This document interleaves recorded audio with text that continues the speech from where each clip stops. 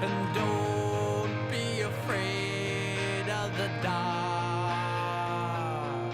At the end of the storm, there's a golden sky and the sweet silver song of a lark.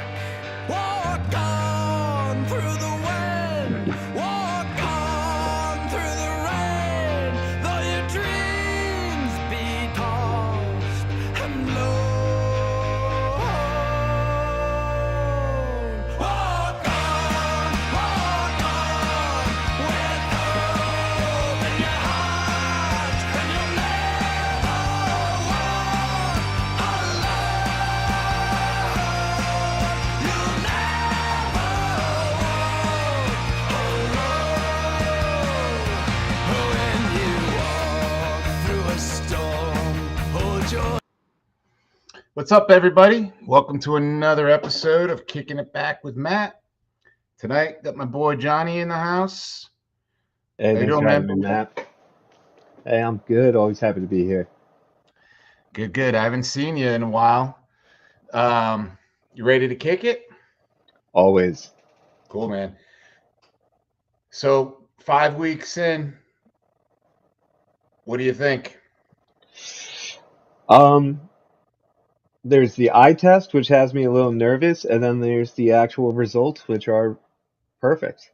So I guess it depends on what type of outlook you like to have on things. I love what I'm seeing, the grit that I'm seeing, and the fact that, you know, I think Slot recognizes and has learned from watching and seeing what Klopp went through. You can't afford to draw games early because it's hard to make up those points late. So he goes for it in the ends of these games, and it's worked out. We've scored what, 6 goals in the 80th minute or later to win games, um, after playing 7, 8, 9 games. Like it's pretty ridiculous. It's unnerving that they keep ending up in situations, especially where they have a 2 goal lead and then all of a sudden it's 2-2 and they have to scrape a win. Um, don't love that, but again, they're top of the table. They're 5 points clear after 5 games, which, I mean, we've seen, the Jurgen Klopp years, the difference was 2 points. I mean, if Klopp had gained, I think, what was it? If he had gained 4 points more over 2 seasons, he would have had 3 titles instead of one. So these points matter, and the fact that they're getting them, even if it's an ugly, ugly display, it's a pretty result. Well, so let me follow that up with this past weekend. It couldn't have landed any better for us because every other big boy in the Prem dropped points, and we didn't. Oh, I mean, the Arsenal Man City game, the biggest winner was Liverpool Yeah. because they both dropped points. Um, United beating Chelsea when Chelsea looked like, hey, they might be in the title conversation. Well, rethink that. But it's still very early to start writing anyone out just yet because we've seen teams can go on runs. And the other thing a lot of people forget about is we have the African Cup of Nations this year. And that's going to shake up a lot of squads, come the festive fixtures and shortly after. It's one of those things, like, especially with, Liverpool's going to lose Mo Salah. And the big question was, where are those goals going to come from? And I think that's part of the reason that they went and got 2 strikers. They got Isak, they got Ekitike, even though pulled the bonehead move of the century. Um, you know, you get your first yellow card is for dissent, and then you score a goal, give your team the victory, and you take your shirt off, get a second yellow and a red, and now you got to play the last 10 minutes a man down. Um, that that was pretty rough. I think, telling. Uh, with Isak coming in, that he wants to say, "Hey, this is my spot. I've scored the goals. I've proven myself. take it from me. But I also think there's a little bit of selfishness there where, he wanted to remind everyone he scored, name on the back of the shirt, not the team result. Um, and that put me off a little bit, if I got to be honest. So I hope he's a young guy. I hope it's a learning experience for him. I know Slot came out afterwards and said, stupid move. What were you thinking? So he's going to take his licks for it. But I think it's going to be very important when we do get to the AFCON. Um, and Salah does go. Egypt's expected to make a deep run, if not win the entire thing. They're one of the favorites. So you figure he's going to be gone for the better part of a month. And when he gets back, he's going to need, some sort of rest. So having that additional option up top, being able to play, Rio up there, Gakpo can play both sides, Ekitike can play anywhere across that front line, Isak is able to drift around. You could even play a 2 up top and do an old school 4-4-2. Gives them great options, but I also think Southampton showed, with the hunger they came at essentially the B side, but still a very strong Liverpool side. You would expect them to have beaten a championship team. Southampton came out with a very, very strong press, looked very good, and had no issue, kind of containing the possession play and breaking up the passing of Liverpool for large stretches of the game. And you could argue they should have gotten a result out of it. They had some chances that should have been put away. I think it was Armstrong had one that just his miss and then the follow up put wide definitely had Liverpool fans clenching a little tighter than they would have liked, given the fact that you think, hey, this is a league below us, but it's also at Southampton. They are going through a rough patch, but historically, over the last decade or two, they've been a Premier League side, so you got to give them respect.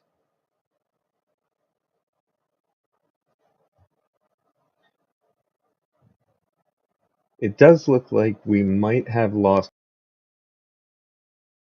Matt. I do know one of the other things he wanted to touch on was this news coming out that CONMEBOL as a federation has pushed to expand I believe it's the 2030 World Cup from a 48 to a 64 team World Cup, which would be incredible. It is the 100-year anniversary of the World Cup, which is why I believe it's being played in 6 nations across 4 continents. Uruguay is going to host, being the host of the original World Cup. And then 2 other South American nations, Spain, Morocco, and Portugal. That's one of those things where it's a double-edged sword. On the one side, more soccer is always great. But you really wonder, especially coming from a federation like CONMEBOL, where they only have so many slots, but their teams are very good. I would suspect if we were to go through FIFA World Rankings and look at the number of spots available by region, CONMEBOLs would fill up very quickly with some big names being left out if we were to just go down the list. So I can see why they would push for something like this.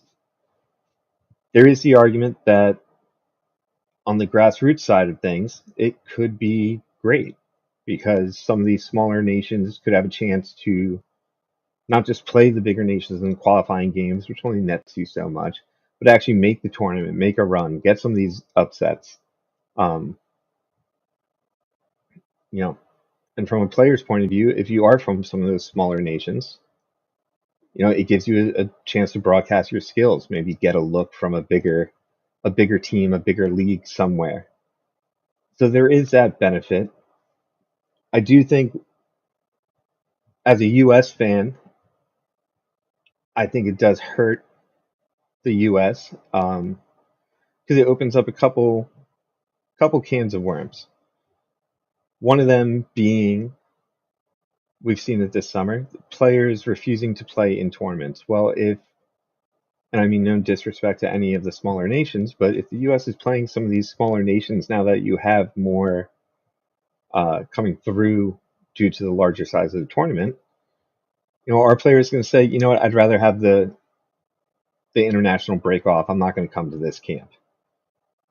That makes you question the dedication of some players. We've heard that all summer with, Pulisic. Is he really dedicated to the team, or is he more about him?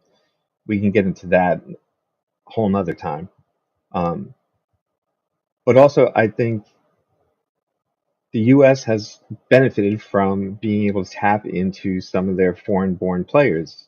A lot of our players have come from military families where they've been born on bases overseas. So, they could qualify to play for Germany or the U.S., and we've been able to lure some of those players over because they're not getting the look into the German squad, but they can get a look at the U.S. because, to be honest, we are a level below. I think that's fair to say. Do we lose being able to pull in some of those players from smaller nations, not necessarily the Germanys, but a player who can choose to play for Panama or the U.S. or Jamaica or the U.S. Well, if we have 3-4 more slots for CONCACAF, those nations should start making it. So maybe you don't come and play for the U.S. Now the U.S. talent pool, which could be considered expanded right now, starts to drop off a bit. So it's one of those things when you expand a tournament for, again, we're talking about FIFA here, so what appears to be a bit of a cash grab and to secure the dominance of the teams at the top and make sure they always have their ticket to the party. You can find a silver lining in there, but I just think, especially after how we've only just moved to this 48 team format, do we really need to go and expand it again so quickly? But I understand why, because teams don't want to miss out on what is arguably going to be the biggest World Cup ever, being the 100-year anniversary. FIFA is going to go all out for it. The prize money is going to be insane. Just participation money is going to be insane. So yeah, smaller countries are going to want this, which is probably going to allow it to go through, and the larger countries will continue to always make sure they have a reservation at the table. I mean, if Italy not qualifying for the World Cup, can you imagine if the Euros got 5 more spots? That doesn't happen. Italy doesn't go through their reform, and maybe we don't see them come back the way they do. There's definitely some things you got to worry about with that. But then the allure of more games, more eyeballs, more chances for players to shine.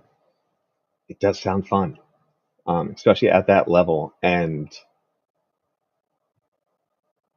on that stage. The problem is, and I think we saw it a little bit with the Club World Cup this summer, some of the games just aren't going to draw fans. And I know personally, as an MLS fan and being part of the Viking Army with the Red Bulls, when we play Inter Miami, people want to come to that game because they want to see Messi. Well, sometimes there's no guarantee Messi's going to play. What if he picks up an injury? What if, he just needs rest because they've had, 4 games in 10 days or something like that? You pay hundreds of dollars for a ticket because you're expecting to see Messi, and all of a sudden you get there and he's not playing. Are fans going to feel gypped of these experiences because coaches are going to feel, well, it's a lesser team. I can rotate some of my older, more valuable, my more used players. I don't have to risk a player coming back from injury because this is a must-win game against a rival. This should be a relatively easy game. We can leave him on the bench and use him if needed. that paired with what they're doing with this dynamic ticket pricing could get very dicey. Because imagine, tickets are going for hundreds of dollars because, you know, Lamine Yamal is coming and they're playing, Brazil. But then, you know, 5 days before the game, you've already bought your ticket for $200, $300, $400. 5 days before the game, you hear the teams that are announced for the international break squad, and you mean Lamal's not on it. He's being rested because they want to, they don't want to overuse him. Well, you just paid hundreds of dollars to go see the man.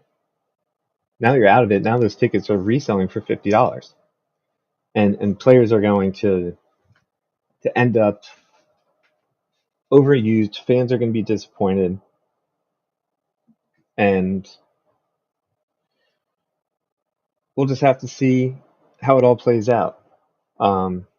Speaking of Lamine Yamal, I know he thought he was winning the Ballon d'Or, and he certainly was acting like it. But Dembele winning the Ballon d'Or, um, credit to him, especially after he'd been written off by so many because of his injuries by Barcelona fans. Um, you know, a lot of credit to the work ethic of the human. Sometimes we forget about that, but he persevered and he got his rewards for it. Now I get to put my Liverpool fan hat on and say Mo Salah being number 4 is disrespectful. He had more goal involvements than anyone else on the continent, not by one or two, by many. Um, but he's too quiet. He's too nice a guy. He doesn't stir the pot. And I think he's going to go down as one of the underrated, not in a way where players and people don't agree that he is good, but in a way where his accolades are not going to be sung the way they should have been if he had played in a different era, if he was, unfortunately, if he's Brazilian, he's won 3 Ballon d'Ors already. If he's Spanish, 3 Ballon d'Ors. Argentinian, Portuguese, French, because that's where the media market is, that's where the eyeballs are, and that's who this award is catered to. Because let's be honest, Neymar should have had a Ballon d'Or, but he was in the era of Messi and Ronaldo, and that was a better storyline. Virgil van Dijk was 7 votes away from having a Ballon d'Or and beating Messi to it. But do you want Virgil to be the first one to win in the Messi Ronaldo era, the first defender in God knows how long? Or do you keep the Messi Ronaldo debate and conversation going? Who has the accolades? Then obviously with Messi getting his World Cup, you had to complete the storyline. But I think the Ballon d'Or, while it is a great accomplishment, I do think at the end of the day, we have to remember it is a media award. It is not a stat-based award. Frank Ribery was the first one to remind Barcelona fans about that when Messi won over him, and the excuse was, well, you didn't win the Champions League, even though Ribery had insane stats. So you see things like that, and I think some of the comments from Yamal's father afterwards were a little unjust. I mean, especially that quickly. Wait a couple days to come out and say that. But it was great seeing Dembele up there with his mother and talking about the hard work and the sacrifice. That was a very touching moment. Speaking of emotions, I'm going to do a bit of a shift here and talk about the Liverpool Everton Merseyside Derby. Oof, what a start! Um, I mean, the intensity that Liverpool brings in the first half of games this season has been very impressive. The worrying part, and I think we saw it again against Southampton, is the second half they let teams back into games. And if you let a team believe and they scrape a goal, all of a sudden now you're fighting a bit. I think there's going to be a point where Liverpool gets caught because of that. And that's where you gotta just kind of sit there and reassess what is it that's leaving us so open? Are we scoring all these goals because of how we're playing in the midfield and that's crucial to the way we're playing, or is it leaving us too open and maybe we can adjust and find other ways to break open teams? I do think we don't have a solidified back line just yet. Virgil and Konate's time together has been broken up repeatedly by injury. Kirkes and Robertson, that torch hasn't quite been passed off. It's still early days there. Same with Frimpong. We see Bradley coming in and kind of reinvigorating games for Liverpool this season. And we don't have McAllister back to full fitness yet. So I do think there's a lot left wanting there. I also think, credit to Everton and David Moyes, they look a much better team than that team that was fighting against relegation for the majority of last season. I think their standings in the table are justified so far on the eye test. I've caught a handful of their games. They're going to bother a team or two. I would not be surprised, and I don't think anyone is going to be, totally shocked by this based on the results so far. But they could be fighting for Europe this year, which,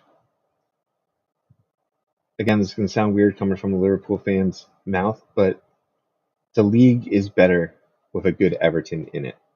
That fan base, what they bring to the league, what they bring to away games, the support, and especially now that they're in their new stadium, and they're really trying to, make it their own. What better way to go out there to qualify, even if it's Europa League, Conference League,